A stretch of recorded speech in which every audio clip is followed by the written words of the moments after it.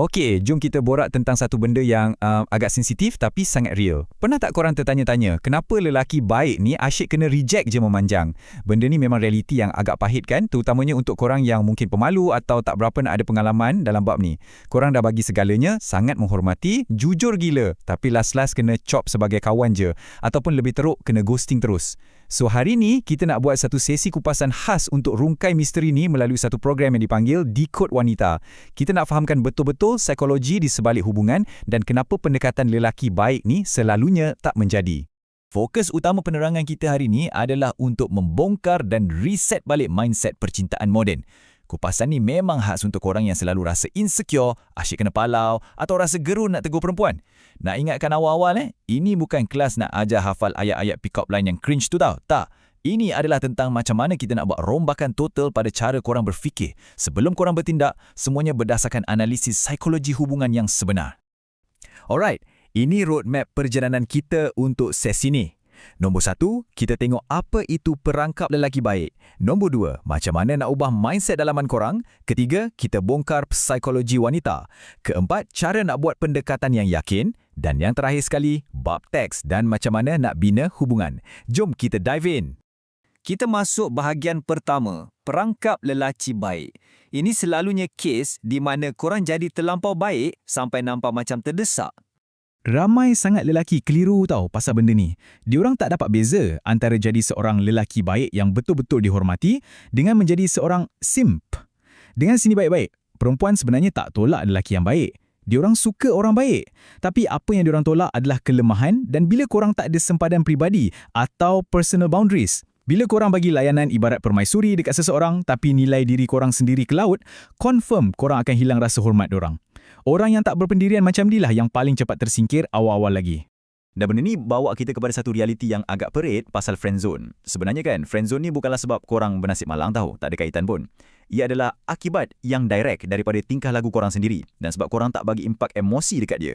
Sekadar habiskan masa bertahun-tahun dan tunjuk kesetiaan yang buta, itu takkan tiba-tiba hasilkan tarikan romantik secara magic. Kalau dari awal lagi korang dah tersilap langkah, korang memang akan stuck sebagai kawan biasa sampai bila-bila. Tak ada romantic value langsung. Okey, so macam mana nak selesaikan isu ni? Kita masuk bahagian kedua, mengubah mindset dalaman anda. Ini pasal nak bina keyakinan yang real. Masalahnya dengan lelaki pemalu ni, diorang selalu cuba cover kelemahan diorang tu dengan keyakinan palsu. Macam acah-acah confident lah. Diorang cuba try hard sangat nak impress perempuan tu, yang mana last-last buatkan vibes tu rasa janggal dan boring. Keyakinan tulen pula dia dibina dari dalam.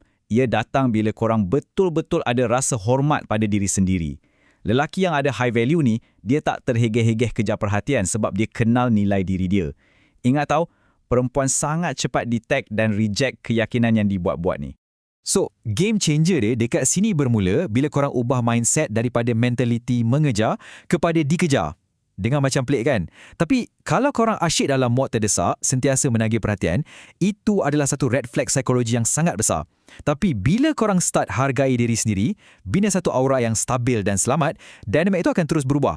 Korang akan stop kejar secara membuta tuli dan secara naturalnya, aura bernilai tinggi korang tu yang akan mula tarik perhatian diorang.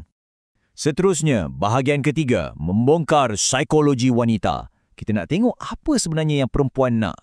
Ada satu quote yang sangat menarik dari program ni, dia cakap macam ni, cinta tidak pernah salah, kita cuma tidak pernah faham. Maksudnya apa? Maksudnya, tarikan ni bukanlah sesuatu yang random atau nasib semata-mata. Ia sebenarnya mengikut corak psikologi. Kalau korang asyik fail dalam relationship, janganlah terus salahkan cinta tu, kononnya satu penipuan. Sebaliknya, korang mungkin cuma gagal nak faham dan baca isyarat pemikiran emosi dorang dengan betul. Tu je. Jadi, apa benda yang sebenarnya buat seorang lelaki tu sangat menarik di mata wanita? Berdasarkan kupasan kita, pertama, ia bermula dengan maskuliniti yang tulen dan harga diri yang tak mudah goyah. Kedua, lelaki tu kena tahu macam mana nak wujudkan impak emosi. Benda ni penting. Perbualan tu kena hidup, seronok, bukannya asyik borak pasal logik je macam tengah interview kerja. Boring tahu tak? Ketiga, dia bagi satu ruang yang sangat selamat dan matang yang buatkan perempuan tu rasa selesa nak buat first move. Dan last sekali, lelaki ni mampu menonjol tanpa kompromi atau merendahkan nilai dia sendiri. Itulah definisi sebenar lelaki yang bernilai tinggi. Dan untuk pengetahuan korang, masa yang diambil untuk semua ni berlaku sangatlah singkat. 5 saat. Yes, cuma 5 saat pertama masa berinteraksi tu, seorang wanita dah pun nilai keseluruhan harga korang. Dalam masa sekelip mata tu, otak dia secara subconscious akan buat decision sama ada korang ni layak dihormati atau abaikan je. First impression dan aura keyakinan yang korang bawa pada 5 saat pertama itulah yang akan tentukan segalanya. Okey, masuk bahagian keempat, pendekatan yakin. Macam mana nak bertindak tanpa nampak macam desperate sangat bila berhadapan dengan perempuan? Kalau korang ni jenis pemalu teruk atau selalu rasa kekok, tolonglah buang jauh-jauh ayat pick up line nak pick up tu. Tak laku dah, geng. Guna je satu framework yang sangat simple dalam program ni dipanggil teknik OSA. Senang je nak ingat. Pertama, perhati. Tengok apa yang ada kat sekeliling korang atau apa-apa yang menarik pasal dia. Kedua, kongsi. Bagi komen santai atau pendapat ringkas pasal apa yang korang perhati tadi. Dan ketiga, tanya.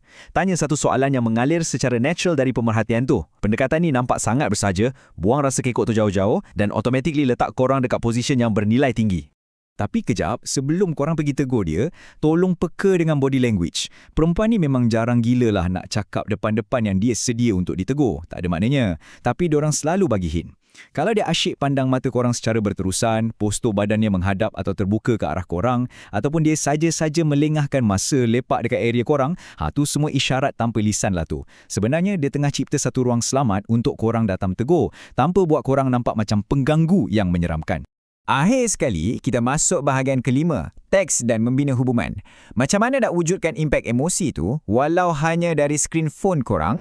Dalam dunia mesej dan DM sekarang ni, kesilapan paling klise bagi si lelaki baik adalah bila hantar DM dekat Instagram yang tak ada kaitan, random, pastu rasa kekok sangat. Tapi pendekatan lelaki yang bernilai tinggi ni, mesej pertama diorang tu unik, nampak yakin dan ada konteks yang jelas. Macam mana pula kalau mesej korang tu diabaikan atau kena blue tick? Kalau emosi tak stabil, korang akan start menggelabah, panik dan mulalah spam mesej banyak-banyak kan? Tolong jangan macam tu. Lelaki yang ada value ni, diorang tenang je. Diorang kekalkan nilai diri, jaga maruah dan just berundur. Sama juga masa tengah berborak. Jangan jadikan conversation tu membosankan macam soal siasat polis. Guna rentak flirting sikit yang natural dan selit humor yang boleh cetuskan emosi dia. Barulah best. Secara keseluruhannya, nasihat perhubungan yang paling mantap untuk jangka masa panjang yang kita boleh kongsi adalah ni. Hubungan yang real dan sejati itu dibina melalui resonans emosi dan sempadan peribadi yang korang sama-sama hormati. Korang tak boleh nak fake benda ni pakai skrip yang korang hafal kat internet sampai bila-bila tau. Kejayaan sejati perlukan korang untuk betul-betul seram kestabilan emosi ni dan jadikan nilai dalaman yang tinggi itu sebagai identiti diri korang sendiri. So, persoalannya sekarang ni, adakah korang dah ready nak invest masa dan minda untuk betul-betul bina nilai dalaman dan harga diri korang tu? Ataupun korang rela sambung buang masa cari ayat pick up line kosong yang confirm tak bawa korang ke mana-mana?